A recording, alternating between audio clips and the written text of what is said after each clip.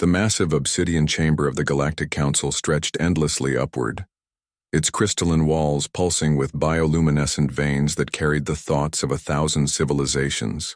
At its center, on a platform barely large enough for 3 beings, stood the human delegation. Above them, arranged in concentric circles that spiraled into darkness, sat the representatives of every known sapient species in the galaxy. Ambassador Marcus Reed adjusted his simple black suit, a stark contrast to the elaborate carapaces, energy fields, and quantum matrices that adorned the alien delegates. Beside him, Dr. Elena Vasquez clutched a single data pad, while General Thomas Hayes stood motionless, his weathered face betraying nothing. The chamber itself was a testament to galactic power. Each level housed different species according to their atmospheric requirements. Gaseous beings floated in contained energy fields, while aquatic delegates swam in transparent spheres of their homeworld waters.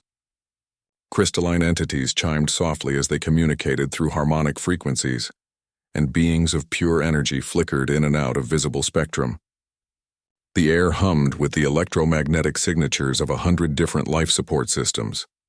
At the highest point of the chamber, barely visible through the swirling mists of exotic atmospheres, sat the Council Triumvirator, 3 beings so ancient and powerful that most species considered them myths. Their presence alone made the chamber's quantum foundations vibrate with barely contained force. High Arbiter Veltar of the Keth Mori hegemony spoke, its voice a harmonic chorus that made the chamber walls vibrate. The sound translated simultaneously into every known language and several forms of telepathic communication. Species designation human, planet of origin Terra, third world of Sol system. You stand accused of the most severe violation possible under Galactic Statute 4.7 or willful silence during mandatory integration protocols. A ripple of electromagnetic displeasure swept through the assembled delegates. The Zephyrians' crystalline forms chimed discordantly, their internal lights flickering in patterns that conveyed disgust and outrage. The gaseous nebulae collective darkened several shades, their swirling forms contracting with disapproval. Even the ancient ethereals, beings of pure thought who rarely showed emotion, projected waves of psychic disapproval that made sensitive species shield their minds. The weight of galactic disapproval pressed down on the human delegation like a physical force. These 3 humans stood before the combined judgment of civilizations that spanned millions of worlds, controlled technologies that could reshape reality itself, and commanded fleets that could extinguish entire star systems. The Council had toppled empires, reshaped the fundamental laws of physics in entire sectors, and rewritten the basic structure of time and space to maintain order. For 57 standard cycles, Veltar continued, its harmonic voice carrying the authority of eons, every attempt at communication has been met with silence. Every diplomatic mission to your world has been ignored. Your species has shown complete disregard for galactic law and common decency. The patience of this council has been exhausted. The charges were damning. In galactic civilization, silence was not just rudiment, it was considered a form of violence. Communication was the foundation of peaceful coexistence among thousands of species. To refuse contact was to declare oneself outside the bonds of civilization itself. Marcus stepped forward, his movement deliberate and calm despite the crushing weight of galactic authority bearing down on him. The simple act of moving drew the attention of beings whose individual power could reshape continents. High Arbiter, with respect, we have not been silent. The chamber erupted. Thousands of alien voices created a cacophony of outrage that nearly shattered the crystalline resonance amplifiers. The thermal dancers burst into flames of indignation. Several smaller species delegates began rapidly flashing warning colors, their bioluminescent displays creating a strobing light show of anger. The aquatic delegates created whirlpools in their containment spheres, while the energy beings flickered so rapidly they appeared as constant lightning. The sound was overwhelming.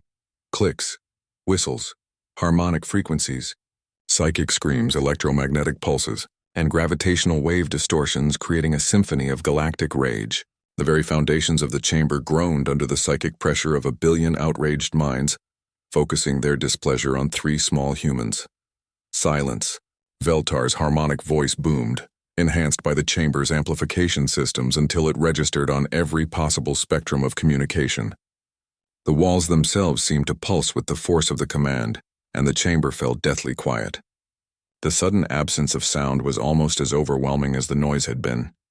You dare claim communication when our most advanced linguists detect nothing but empty void from your transmission arrays? Veltar's voice carried the accumulated authority of 1,000 civilizations. When our diplomatic envoys report only silence from your world? When 57 years of attempted contact have yielded nothing but the cold vacuum of space? The accusation hung in the air like a death sentence.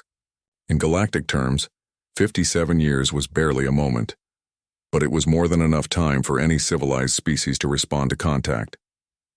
The silence from Earth had become legendary, a cautionary tale told to young species about the dangers of isolation and primitive thinking. Elena stepped beside Marcus, her voice steady despite the weight of 1 billion alien eyes upon her. The simple act of speaking required tremendous courage when facing beings that could erase entire solar systems with a thought. High Arbiter, perhaps the question isn't whether we've been communicating. Perhaps the question is whether you've been listening correctly. The suggestion sent another wave of outrage through the assembly, but this time it was mixed with something else, confusion. The idea that the galaxy's most advanced civilizations might have missed something was almost incomprehensible. The ethereal delegate, thought singer Aeon, materialized more solidly, its ancient consciousness pressing against the chamber's psychic barriers like a tide of liquid starlight. When it spoke, its voice carried the weight of eons. Impossible. We have monitored every electromagnetic frequency, every quantum fluctuation, every dimensional fold around your system. We have listened to the song of your star's magnetic field and analyzed the gravitational echoes of your planet's orbit. There is nothing. The ethereals were ancient beyond measure, their civilization predating most stars in the galaxy. If they claimed to have detected nothing, the claim carried enormous weight. Their scanning technologies could peer into alternate dimensions, read the quantum signatures of individual thoughts, and detect communications sent backward through time itself. General Hayes finally spoke, his gruff voice cutting through the tension like a blade drawn in the darkness. His words were simple, direct, and carried the weight of absolute certainty. That's exactly the point. The chamber fell into absolute silence once again, but this time the quality of the silence was different. It was not the silence of outrage or the silence of authority. It was the silence of a universe suddenly realizing it might have made a fundamental error in understanding. In that moment, as 1 trillion alien minds tried to process what the human had just said, something shifted in the cosmic balance of power. The representatives of 1,000 worlds, beings who commanded technologies that bordered on magic and wielded the authority of galactic law, felt something they had not experienced in millennia. Uncertainty. Marcus Reed smiled, a distinctly human expression that somehow managed to convey both warmth and something infinitely more dangerous. For the first time in the galaxy's recorded history, an entire council chamber felt the chill of genuine fear run through their collective consciousness. "High Arbiter," Marcus said quietly, his voice carrying across the vast chamber with perfect clarity, "we need to talk." The words seemed simple enough, but in the context of galactic politics, they carried the weight of a declaration that would reshape everything the assembled civilizations thought they knew about the universe. The 3 humans stood on their platform, no longer looking like primitives called to account for their ignorance, but like representatives of something the galaxy had not encountered before, something that had been watching, something that had been waiting, something that had chosen this moment to finally speak. And in the growing silence that followed, every delegate in the chamber began to understand that humanity's silence had not been the absence of communication. It had been the most eloquent message of all. The emergency session convened within the hour, but this time the humans were not standing on the judgment platform. Instead, they sat at the Council's strategic analysis table, a privilege reserved only for species presenting existential threats to galactic civilization. The table itself was a marvel of technology, capable of projecting holographic displays that could model entire galaxies and simulate the complex interactions of thousands of civilizations. The change in seating arrangement had not gone unnoticed by the assembled delegates. The strategic analysis table was positioned at the same level as the lower tiers of the council chamber, placing the humans among equals rather than below as supplicants. This physical elevation carried enormous symbolic weight in galactic diplomacy, and the fact that High Arbiter Veltar had authorized it suggested that humanity's simple statement had fundamentally altered their status. High Arbiter. Veltar's harmonic voice carried a note of forced authority. But underneath the practiced diplomacy was something new. I'll caution. Explain this claim, humans. How can absence of communication be communication itself? The fundamental principles of information theory require transmission and reception. Without signal propagation, there can be no exchange of meaning. The question revealed the depth of the galaxy's confusion. For civilizations that had built their entire understanding of intelligence around the concept of active communication, the idea that silence itself could carry meaning was almost incomprehensible.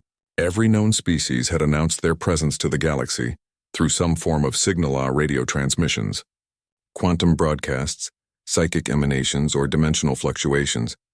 Dr. Elena Vasquez activated her datapad, and holographic displays materialized throughout the chamber.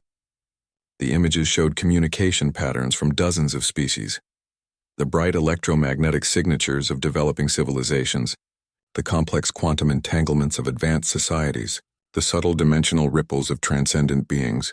Each pattern was unique, but they all shared one common characteristic. They were loud, obvious, and impossible to miss.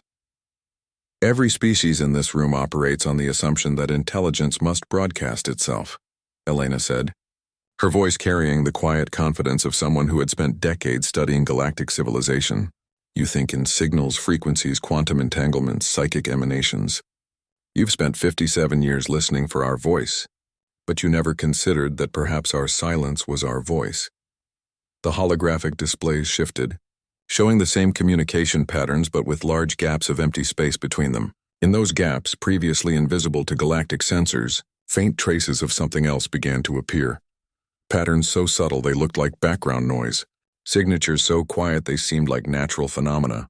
The Zephyrian delegate, Crystal Mind Nexus, chimed urgently, its crystalline form flashing with rapid calculations. This is philosophical wordplay.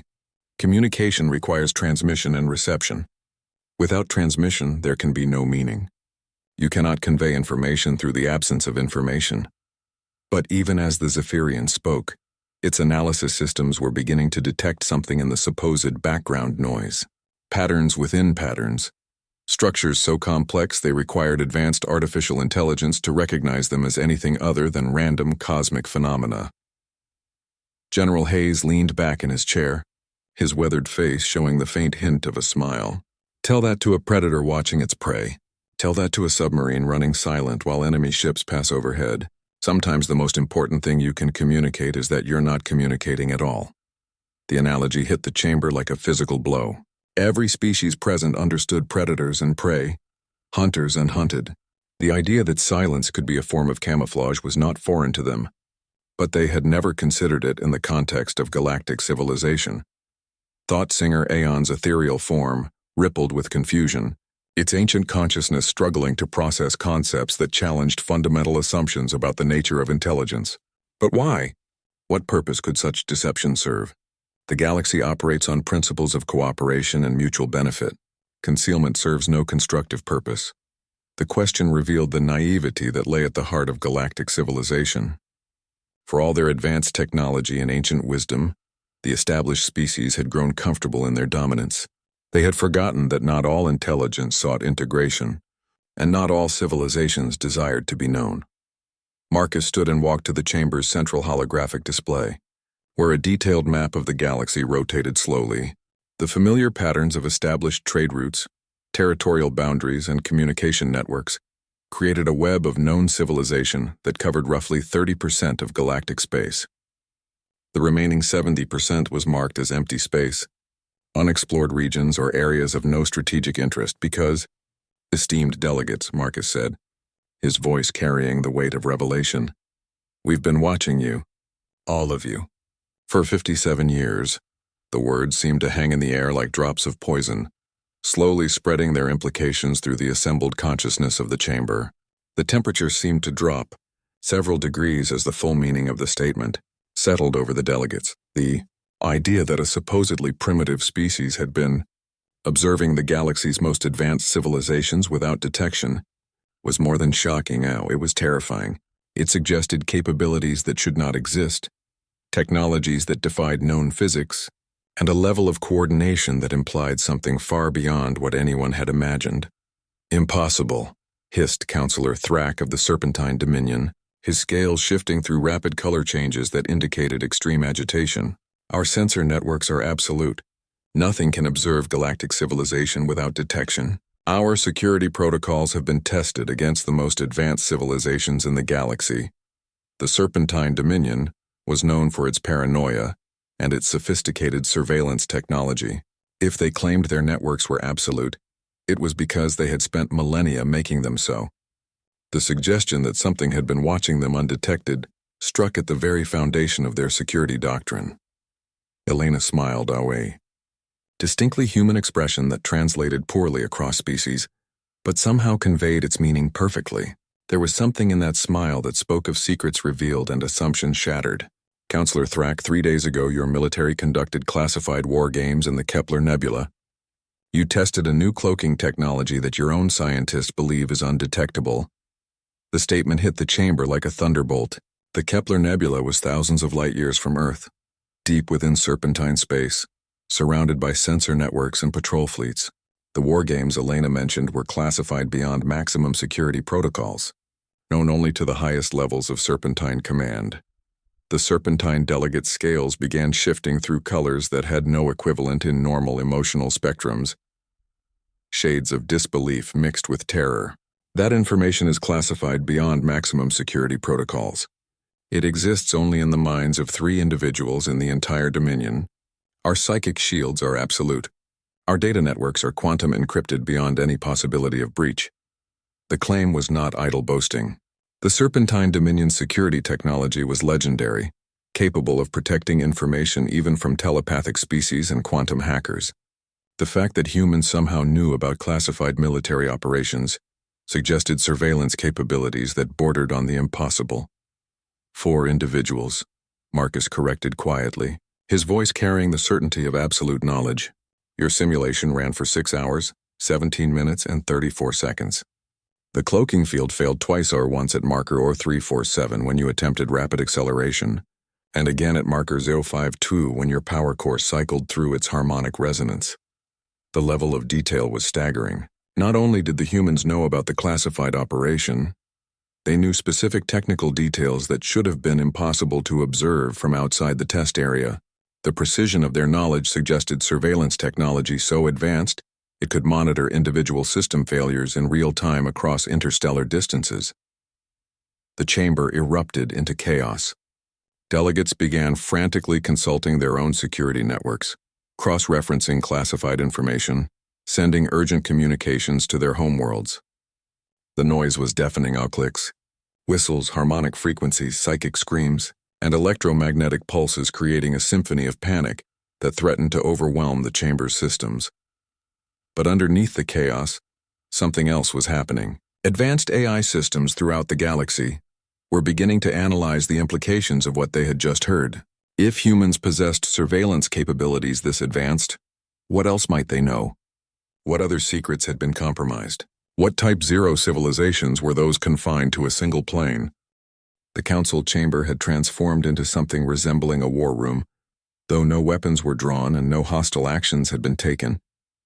Emergency protocols activated across the galaxy, as each species' delegates frantically communicated with their home governments. The air itself seemed charged with the electromagnetic signatures of 1,000 panicked civilizations, sending urgent reports, requesting military assessments, and trying to understand how their fundamental understanding of reality had been so completely wrong. Red warning lights flashed throughout the chamber as automated systems detected stress levels that exceeded normal diplomatic parameters. The quantum foundations of the chamber groaned under the psychic pressure of 1 billion minds, all focused on the same terrifying realization. They had been watched, studied, and evaluated by something they had dismissed as primitive. High Arbiter Veltar struggled to maintain order, its harmonic voice strained with the effort of projecting authority in a situation that had spiraled far beyond anyone's control. The ancient protocols of galactic diplomacy provided no framework for dealing with a species that had apparently been conducting comprehensive surveillance operations while pretending to be isolated. Primitives, you claim to have deceived the entire galaxy for over Half a century, Veltar said. Each word carefully chosen to avoid acknowledging the full implications of what that deception might mean. Even if this were possible, such deception would constitute an act of aggression against every member species of this council. The monitoring of sovereign territories without consent is considered an act of war under 17 different galactic statutes. The legal framework was clear, but everyone in the chamber understood that laws meant nothing when the violator possessed capabilities that exceeded the law enforcement mechanisms. How do you arrest a species that had been invisible for 57 years? How do you punish a civilization that had apparently been operating under the noses of the galaxy's most advanced security systems? Dr. Elena Vasquez stood and walked to the holographic display, her calm demeanor a stark contrast to the chaos surrounding her. The simple act of moving through the chamber drew the attention of beings whose combined power could reshape continents, but Elena showed no sign of intimidation. If anything, she seemed more relaxed now than she had been during the formal accusations.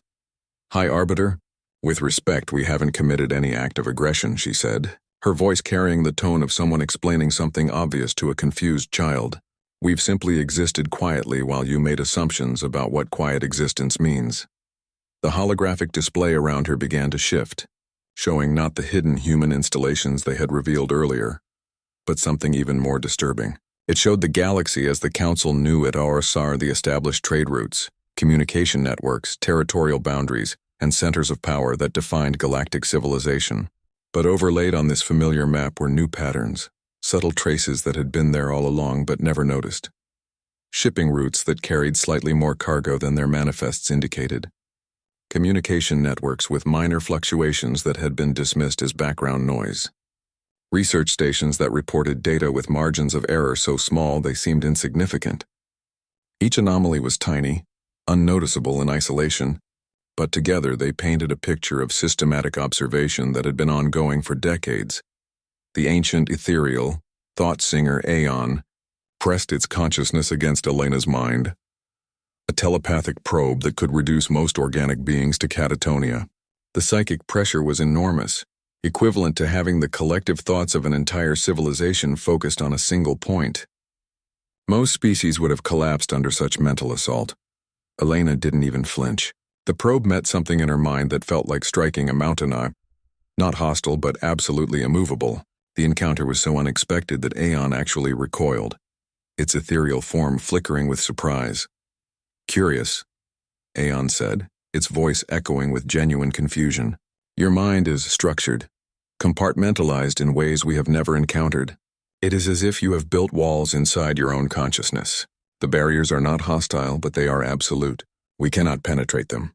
The revelation sent another wave of unease through the chamber. Mental shielding technology existed, but it was typically crude and obvious Warwow psychic static that announced its presence. What Elena possessed was something entirely different. A mental architecture that seemed to have been designed specifically to resist telepathic intrusion, while remaining completely invisible to detection. General Hayes chuckled grimly, the sound somehow more unsettling than any threat could have been. "Doctor, I think it's time for a practical demonstration." Elena nodded and touched her datapad. The gesture seemed casual, but every delegate in the chamber suddenly understood that they were about to witness something that would change their understanding of what was possible. "Council delegates, please direct your attention to the Helix Nebula, coordinates 847.3 by 392.7. The chamber's main display shifted to show a region of space approximately 47 light-years from Earth. The nebula was a standard stellar nurseria, young stars being born within clouds of gas and cosmic dust, a common sight throughout the galaxy. Several species had research stations in the area, all clearly visible on the long-range sensors and operating under proper research permits. The region appeared completely normal. Standard stellar formation processes were creating new stars at predictable rates. The research stations maintained regular communication schedules. Shipping traffic followed established routes. Nothing suggested any unusual activity or hidden installations. "Now," Elena continued, her voice carrying the confidence of someone about to prove a point that would shake the foundations of galactic understanding. "Please scan for any human presence in that region." The request seemed pointless, but the assembled delegates complied. The display filled with data streams as hundreds of different scanning technologies focused on the nebula. Gravitational sensors swept the region for artificial mass concentrations. Quantum field detectors searched for technology signatures. Life sign scanners looked for biological activity. Electromagnetic arrays monitored every frequency for artificial signals. The scanning took several minutes, utilizing the most advanced detection technology in the galaxy. Sensors that could identify individual molecules across interstellar distances, quantum entanglement detectors that could track particles across dimensional barriers, psychic probes that could sense consciousness from light years away. Every known method of detection swept the region with unprecedented thoroughness. The results were unanimous and absolute. No human presence detected, no artificial structures, no technology signatures, no life signs beyond the expected research stations. The region was exactly what it appeared to be: our empty space, punctuated by natural stellar phenomena and legitimate scientific installations. Excellent, Marcus said, his tone suggesting that the negative results were exactly what he had expected. General? Hayes spoke a single word into what appeared to be empty air. Réveil. The effect was instantaneous and terrifying. The nebula suddenly blazed with activity, but not in the way anyone expected. Nothing appeared. Instead, things that had apparently been there all along simply became detectable, as if someone had turned off the most sophisticated camouflage system in galactic history. Massive structures became visible throughout the region, not appearing, but simply becoming detectable, as if they had been there all along but wrapped in some impossible camouflage that bent reality itself. The installations were enormous, dwarfing the research stations that the galaxy had thought were the only artificial structures in the region. Ships emerged from what had seemed like empty space, their design so advanced that several alien scientists began frantically taking notes despite their terror. The vessels didn't follow conventional design principles. They seemed to exist partially outside normal spacetime, their hulls shifting through dimensions that most species couldn't even perceive. At the center of it all, a station the size of a small moon sat quietly spinning, its surface covered in technologies that hurt to look at directly. The structure was clearly artificial, but it operated on principles that challenged basic understanding of physics. It wasn't just hidden. It existed in a state that made detection impossible until someone chose to reveal it. That station, Elena said conversationally, as if discussing the weather rather than revealing technology that rendered galactic civilization's security systems obsolete, has been operational for 34 years. It has monitored every ship, every communication, every military exercise within 200 light years. The implications were staggering. The Helix Nebula was in the heart of civilized space, surrounded by major trade routes and military installations. The idea that a human facility the size of a moon had been operating there undetected for over 3 decades suggested surveillance capabilities that exceeded anything in galactic civilization. The chamber was now split between two types of beings, those paralyzed with terror and those calculating how quickly they could reach the emergency exits. The silent figures behind each delegate remained motionless, but their presence had fundamentally altered the balance of power in the room. What had begun as a trial of primitive, humans had transformed into something that challenged the very foundation of galactic civilization: emergency communication. Networks throughout the galaxy burned with desperate transmissions as species tried to contact their homeworlds, assess their security vulnerabilities, and understand how completely their assumptions about reality had been wrong. The quantum foundations of the chamber groaned under the psychic pressure of a billion minds all grappling with the same terrifying realization. High Arbiter. Veltar's harmonic voice was barely a whisper, each word carefully chosen to avoid provoking whatever force they had accidentally awakened. The ancient protocols of galactic diplomacy provided no framework for dealing with a species that had apparently been conducting comprehensive surveillance operations while maintaining the perfect illusion of primitive isolation. How many? Veltar asked, the question carrying implications that made several delegates' life support systems trigger emergency protocols.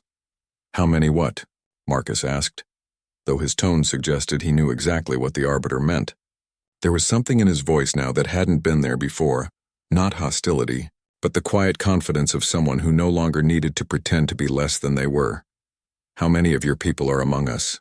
How long have you been here? How deep does this deception go? The questions tumbled out in a rush, each one opening new vistas of paranoia and uncertainty. The implications were staggering. If humans had been observing galactic civilization for 57 years, if they possessed technology that could hide installations the size of moons, if they could penetrate the most advanced security systems without detection, then how much of what the galaxy considered secure knowledge was actually shared intelligence? Dr. Elena Vasquez consulted her datapad with the casual air of someone checking the weather, rather than revealing information that would reshape galactic understanding. That's actually an interesting question. The answer depends on how you define among us and what you consider to be people. The careful phrasing was deliberate and ominous. It suggested that human infiltration of galactic civilization was so comprehensive that even the basic categories used to understand it were inadequate. If humans could disguise themselves so completely that their presence was undetectable, then any being in the galaxy might be something other than what they appeared. The ancient ethereal thought singer Aeon suddenly recoiled as if struck by a physical blow. Its ethereal form began flickering rapidly as ancient memories surfaced or decades of interactions that had seemed normal at the time, but now carried sinister implications. The trade delegates, Aeon whispered, its voice carrying the horror of dawning realization. The cultural exchange students, the researchers who requested access to our archives, the diplomats who seemed so eager to learn about our civilization. Its form flickered more rapidly. They weren't observers. They were students, General Hayes confirmed, his gruff voice cutting through the ethereal's growing panic. 57 years is a long time.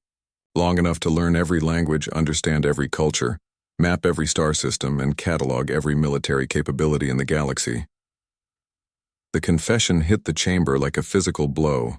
For decades, galactic civilization had welcomed human visitors. Small numbers of apparently primitive beings who seemed eager to learn about advanced technology and sophisticated culture. They had been seen as charming in their naivety, touching in their enthusiasm for knowledge beyond their comprehension. Now those same visitors were revealed as something far more sinister. Advanced scouts conducting the most comprehensive intelligence operation in galactic history. Every cultural exchange, every research collaboration, every diplomatic mission had been a data-gathering exercise of unprecedented scope and sophistication. Counselor Thrack's serpentine body coiled tightly around his platform, his scales shifting through colors that indicated a threat response so extreme his species had no name for it. The humans who came to our worlds as diplomats, as scholars, as researchers, they were spies. The accusation carried the weight of betrayal on a galactic scale. The Serpentine Dominion had hosted human researchers for over 2 decades, allowing them access to military installations, technological databases, and strategic planning sessions. The idea that those trusted visitors had been intelligence operatives suggested a security breach so complete, it defied comprehension. They were humans doing exactly what you thought they were doing, Marcus corrected, his voice carrying the patience of someone explaining something obvious. They studied your cultures, learned your languages, participated in academic exchanges, and contributed to scientific research. The fact that they also happen to remember everything they learned and share it with Earth isn't spying IR. It's just thorough note-taking. The distinction was technically accurate but practically meaningless. If human visitors had been systematically collecting intelligence while maintaining the perfect cover of academic curiosity, then the difference between espionage and education became purely semantic. The result was the same. Humanity possessed comprehensive knowledge of galactic civilization while remaining essentially unknown themselves. The Zephyrian delegate's crystalline form chimed with a sound like breaking glass, its internal calculations struggling to process the implications. The technological inconsistency remains unexplained. Your apparent development level could not support such capabilities. Our analysis models show that achieving the surveillance technology you have demonstrated would require a Type 4 civilization, but your visible infrastructure suggests barely Type 0 development. The contradiction was absolute and terrifying. Everything the galaxy could observe about humanity suggested a primitive species confined to a single planet with crude technology. But the capabilities they had demonstrated exceeded even theoretical limits for advanced civilizations. The mathematical impossibility of the situation suggested something that challenged basic understanding of technological development. Elena smiled and gestured to the holographic display, which now showed a detailed cutaway of one of the advanced human vessels they had revealed in the Helix Nebula. The technology was clearly beyond anything in galactic civilization, operating on principles that seemed to bend the known laws of physics. "Crystal Mind Nexus, you're absolutely correct," she said, her tone carrying the weight of a revelation that would shatter everything they thought they knew. Earth's technological development couldn't support these capabilities. She paused, letting the implications sink into a billion alien minds that were already struggling to process the impossible. The silence that followed was not the silence of confusion, but the silence of a universe suddenly discovering it had fundamentally misunderstood itself. "But who said we developed them on Earth?" The question hung in the air like a death sentence for everything the galaxy thought it knew about human civilization. If the advanced technology hadn't been developed on Earth, then where had it come from? How long had humans been active in galactic space? What else had they built in the vast regions the galaxy considered empty? The chamber fell into absolute silence. Not the silence of waiting, but the silence of a universe suddenly discovering it had fundamentally misunderstood the basic nature of reality. The implications were so staggering that several species' AI systems actually shut down temporarily to prevent cognitive overflow. "The Helix Nebula facility you just saw?" Elena continued, her voice cutting through the stunned silence like a blade. "That's our newest installation. We've been expanding outward from Sol for 34 years, building research stations, mining operations, and manufacturing centers in uninhabited systems throughout the galaxy." The revelation was devastating. For over 3 decades, humanity had been conducting massive construction projects throughout galactic space, while maintaining the perfect illusion of being confined to a single planet. The scope of the deception suggested organizational capabilities that exceeded anything in known civilization. High Arbiter Veltar's form began to shimmer with distress, its harmonic voice cracking with the strain of trying to maintain authority in a situation that had spiraled completely beyond anyone's control. "Uninhabited systems are monitored. Any construction would be detected. Our sensor networks cover every cubic meter of galactic space." The claim was technically true but practically meaningless. The galaxy's monitoring systems were designed to detect conventional construction using known technologies. If humans possessed camouflage capabilities that could hide installations the size of moons, then those monitoring systems were essentially useless. Monets. From planets? From space stations? From patrol fleets that follow predictable routes on predetermined schedules? The questions revealed the fundamental weakness in galactic security doctrine. All monitoring systems had to be based somewhere, operated by someone following patterns that could be observed and understood. The chamber had become something unprecedented in galactic history, a negotiation where one side held all the cards while pretending they weren't even playing the game. The assembled delegates sat in stunned silence, their collective consciousness grappling with revelations that challenged everything they thought they knew about the universe. The quantum foundations of the chamber groaned under the psychic pressure of a billion minds all trying to process the same impossible. Reality.emergency communication networks throughout the galaxy blazed with desperate transmissions. Fleet commanders demanded immediate threat assessments. Scientists frantically recalculated the basic principles of physics to account for technology that shouldn't exist. Political leaders tried to understand how their entire understanding of galactic civilization had been wrong for over half a century. High Arbiter Veltar was the first to speak, its harmonic voice carefully controlled but carrying undertones of barely contained panic. The ancient protocols of galactic diplomacy provided no framework for dealing with a revelation of this magnitude.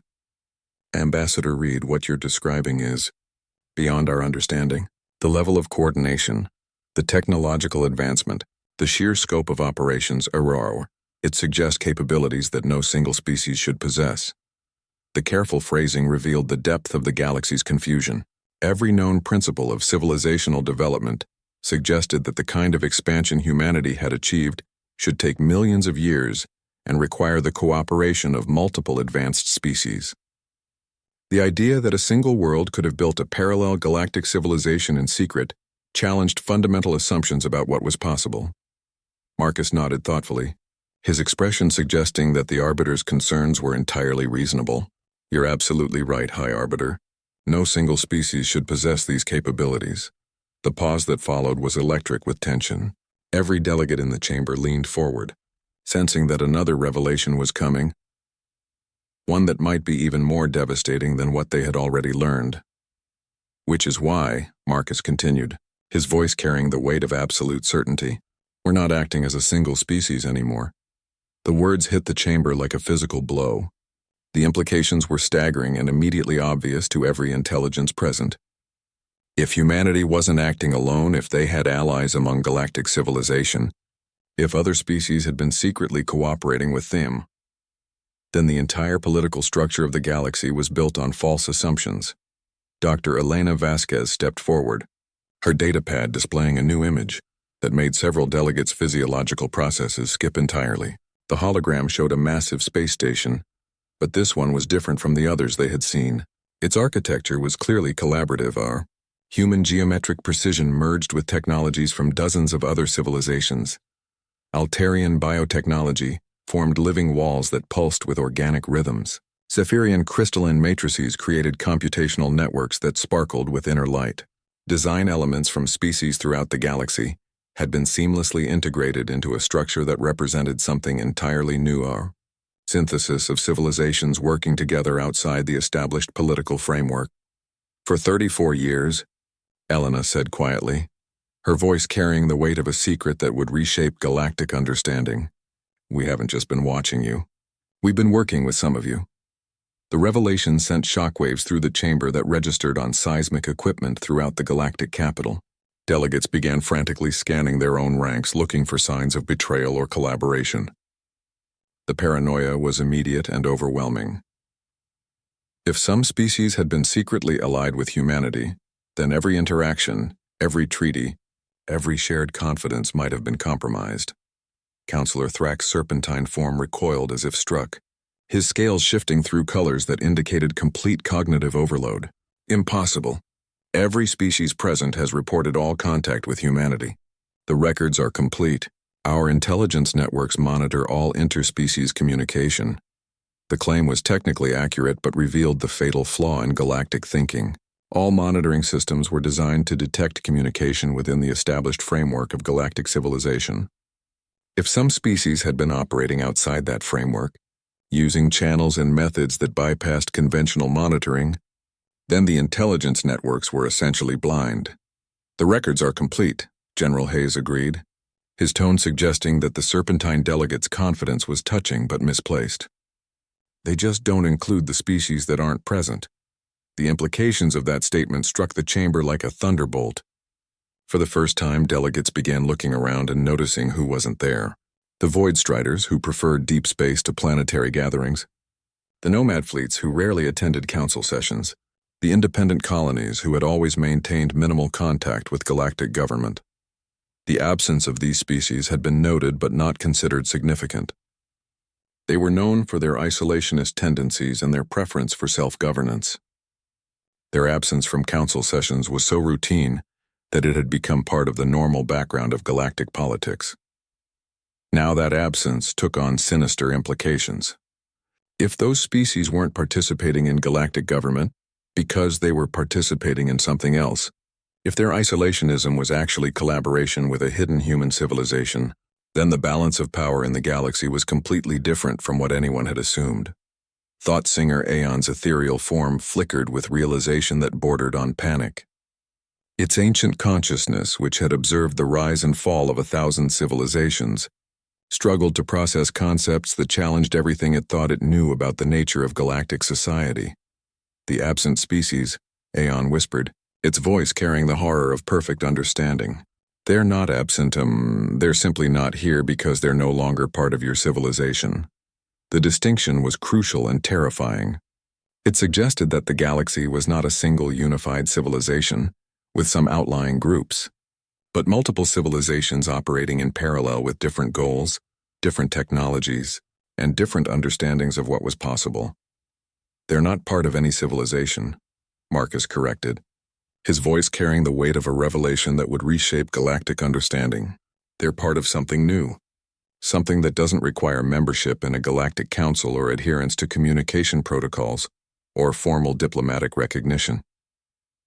Elena touched her datapad, And the holographic display changed to show a map of the galaxy that was completely different from what anyone in the chamber expected.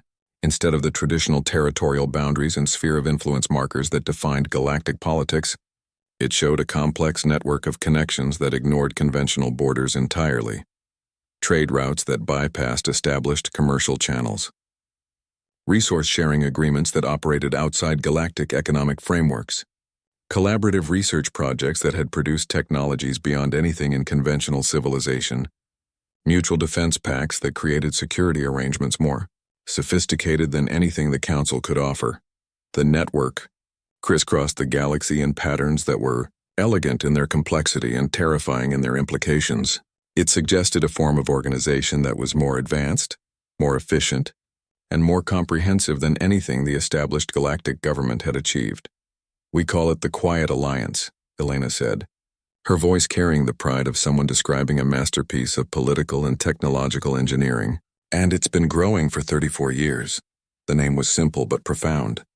It captured the essence of what humanity had been building.